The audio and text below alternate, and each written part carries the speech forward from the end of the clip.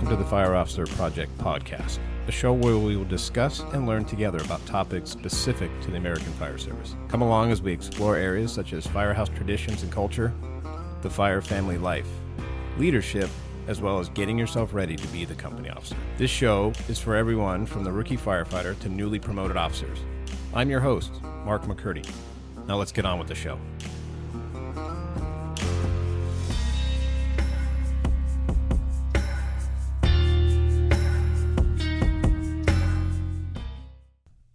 Hello and welcome to the Fire Officer Project. This is episode 1, and in this episode, I'm going to hit on my background, introduce myself, explain kind of the concept of what I wanted to do with this project, some key points and ideas of things I've written down, and then another side project that I'm going to try to incorporate and get finished up here before 9/11.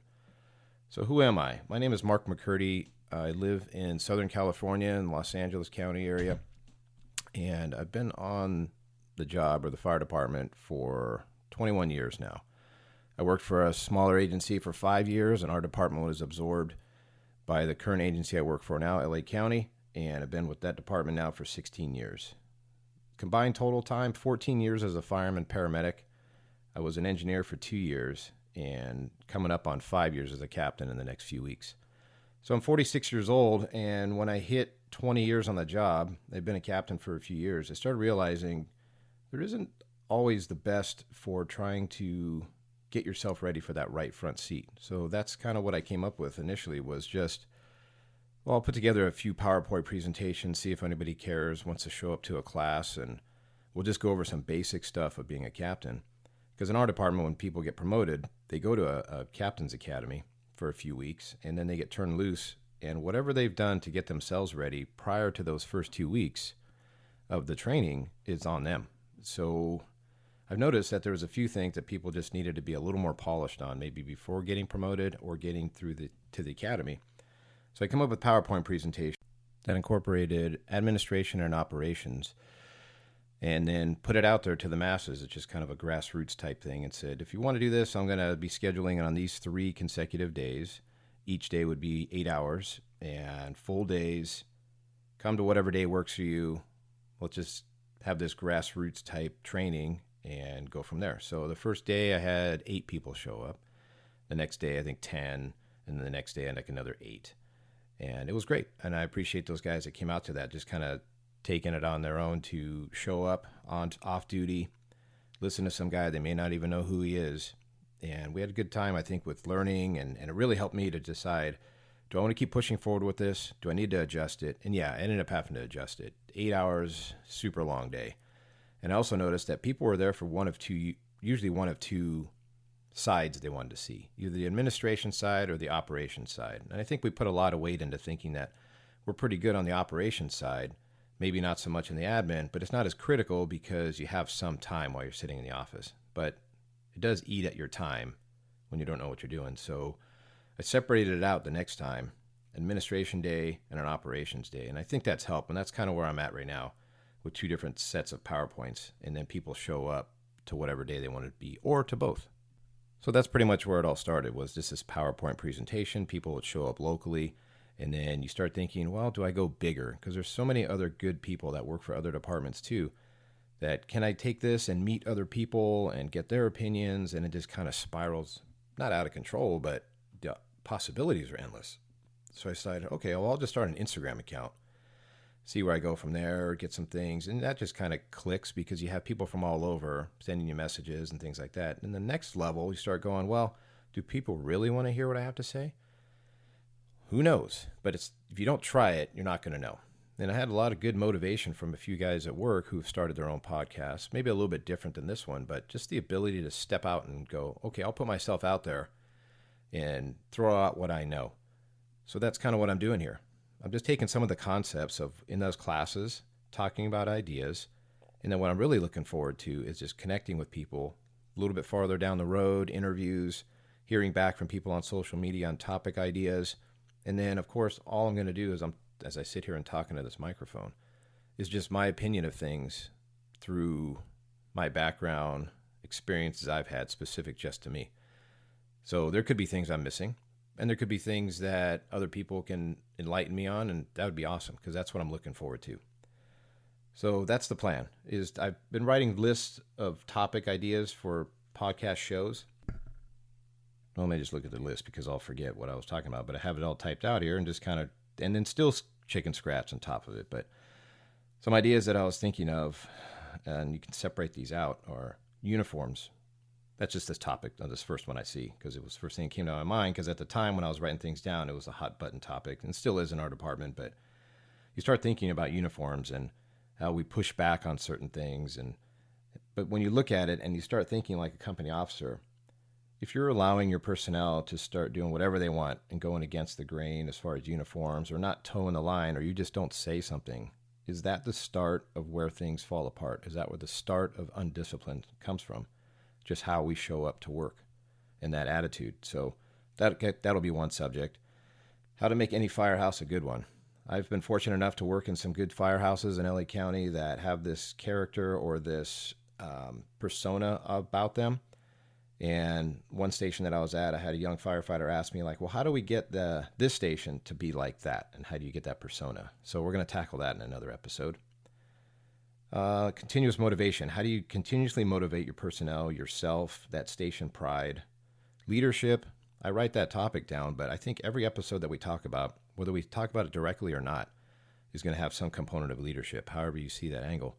But I will focus on some exact episodes of just on leadership, but I think we're going to touch on it each day that we talk about subjects in here. So another big one would be the fire family, your home life, marriage if you're married or in a relationship, and explaining that and kind of tackling that, in my opinion, and experience with that.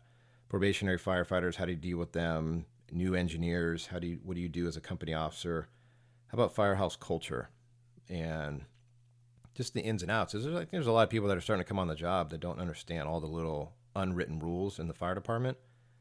So maybe by just putting it out there, maybe we're doing a disservice by not teaching them, and then they get thrown to the wolves. And then we think, oh, well, that guy sucks because they didn't know. Well, maybe that's all it is. They just didn't know. So there'll be some things I'll talk about there. And where would any firehouse or fire department related item be without stories?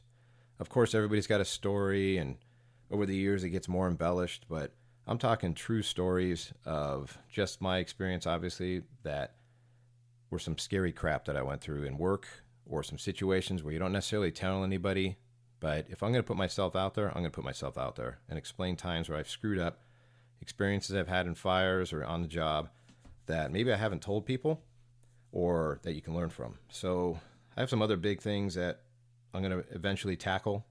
One of them being a big event that I was captured, or not captured in, but was caught up in outside of work here.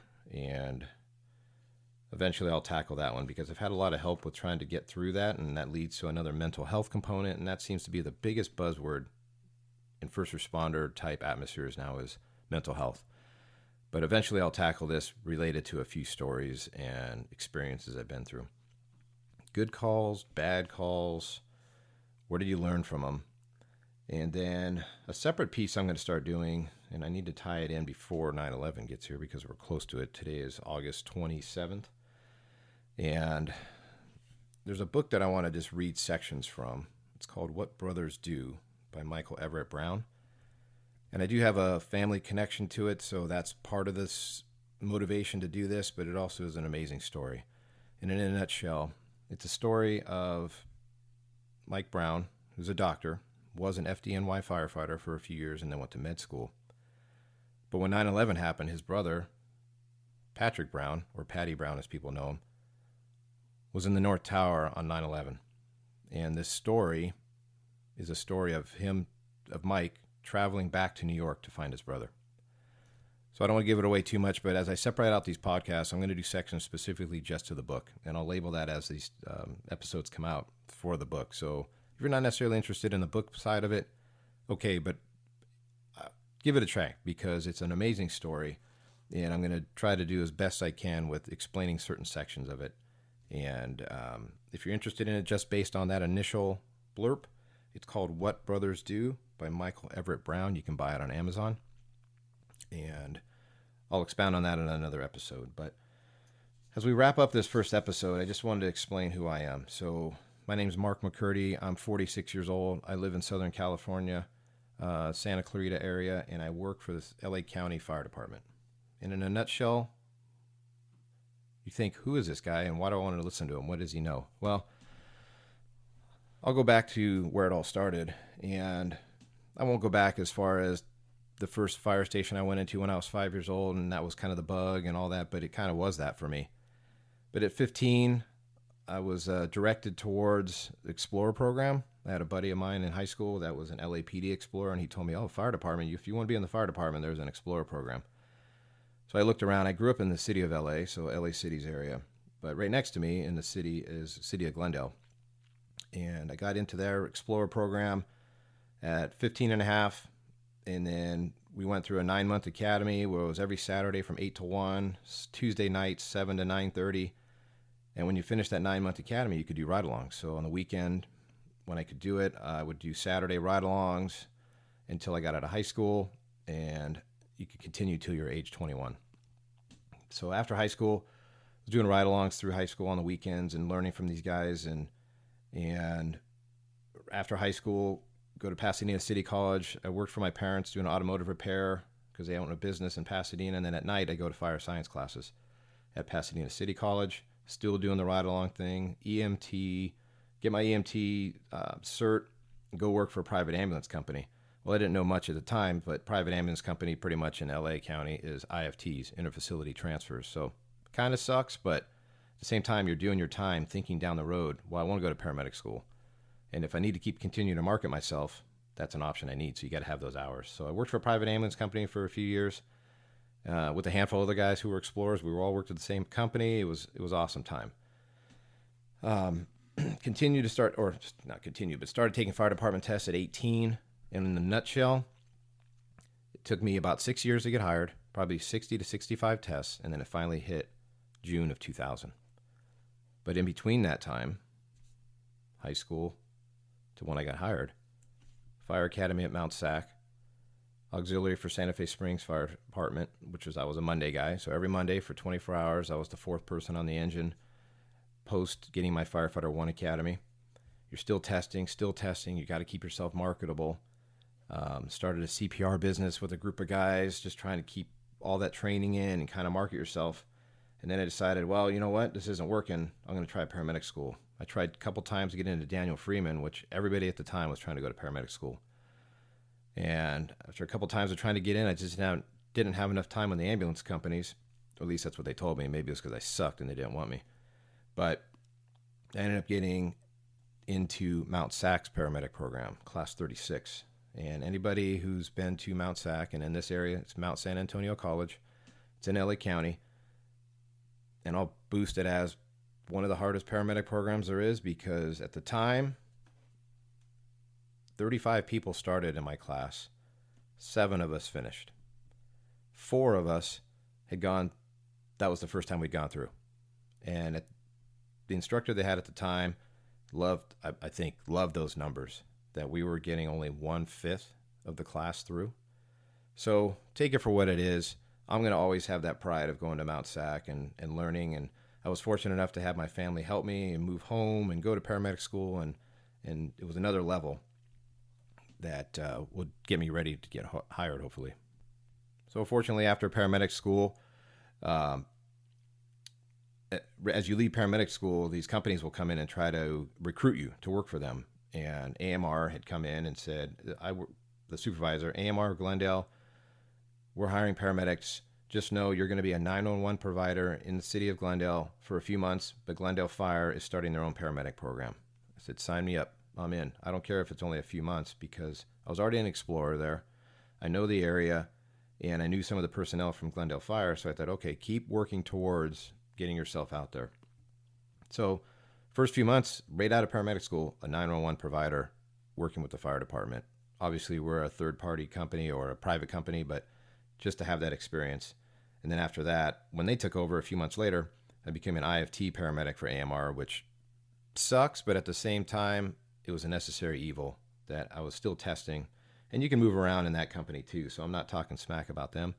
But what I did learn is how private ambulance companies work, and you kind of learn that one day I'm hopefully going to be on the other side of the fence as the fire department, but I'll remember what it was like to work for a private company as well. So I ended up getting hired June of 2000 by the city of La Habra, a small 3-station department in Orange County. And for all those people that are out there and you're constantly thinking, okay, you got to fill out the application and get it all right. Now things have changed. At the time, we were typing everything out on a typewriter. But this one, I don't know if it was destiny or the way it was supposed to be, but they were only accepting 200 applications.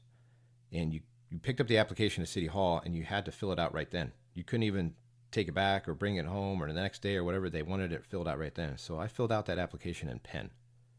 200 people get invited to the written test. And this is the point where I'm going to tell you, take every test you can for the fire departments. Don't take the ones that you just want to work for those departments, because the written test that they provided was one I had already seen earlier in that week, a few days, because I was taking every test I could. The long and short was, out of the 200, they hired 2 of us. Fortunately, I think what marketed to me was I had my paramedic license, but also because of the connection I had as an explorer with one of the advisors, Kevin Widner. Thank you, Kevin. He made a phone call to one of the City of La Habra chiefs because they worked together at Disneyland at the amusement park on the side as a side job. That little blurb right there, I think, pushed me over to get hired, because it was mentioned to me day one on the floor that Kevin had called and said, you want to hire this guy, and that helped push them, which is amazing, because if he hadn't done that, I don't know that I'd be working for LA County Fire. Our department was absorbed by LA County Fire 5 years later, and there was some ups and downs the whole time, years of trying to go back and forth of, would our department go with Orange County? Would we form a smaller departments with Brea and Fullerton? And the way it shook out finally at the end was LA County Fire. And fortunately, that's where I've been since 2005. We were absorbed. I worked for La Habra for 5 years, and now I'm absorbed by LA County. And it was a complete night and day difference as far as you go from a smaller department to a big agency. But it's been great. And this episode has already gone long enough. You don't need to keep hearing about me, and I. But now I've been with LA County Fire for 16 years. 9 years I stayed as a fireman paramedic. And then I decided to promote to engineer. I did that for 2 years. And now I'm coming up on 5 years as a captain for LA County, which has been amazing. And I think I'll take and break down a little bit more of my background of where I've worked. But in a nutshell, I've worked all over LA County as far as some bigger spots. Up in the Antelope Valley Desert, West Hollywood, South LA area, kind of all over, and kind of was just trying to market myself to myself with experiences to one day think, okay, maybe I do want to be a captain one day. But I noticed recently in our department, and I don't know if it's everywhere, but everybody's in a giant rush to promote. And I'm not sure if it's because we're in this piece where a lot of people are getting ready to retire. And it's almost like if you don't promote now, those windows are going to close. I'm not sure. I'm still trying to get my head around it. But think about it this way. You have time. Although all we hear all the time is, you only got 30 years, and it went by that like a blink of an eye. And yes and no. I look at it this way. I was a fireman paramedic for 14 years, an engineer for 2. I'm coming up on 5 years as a captain, and I still have 9 years to go. So pace yourself based on where you want to get yourself towards. You want to be the chief of the department? Then yeah, maybe you need to accelerate your training and spots and promotions and everything else. But if you're looking at just right now, promoting to company officer level, get all the experience you can under your belt. Move around if you have the ability to in your department. Take as many classes as possible. Grab a hold of somebody as a mentor and just ask them, what do I need to do? If you make yourself vulnerable and put yourself out there, you're going to get more people helping you. That's what I've noticed. Now, it's not always the easiest to put yourself out there. It's not even easy to put yourself out here and just for me to be talking, because you're going to get haters, and that's fine. But overall, my basic concept I want to do is those hands-on classes, those grassroots physical classes in classrooms. And I'm open to coming to other departments too. It doesn't necessarily just have to be my department. I'm getting better at teaching and how I have these classes go, and I'm completely open to it. I'm not even looking at this as a monetary thing. This is one of those check boxes in life where you say, okay, I gave back because so many people gave to me. This is what I want to do now.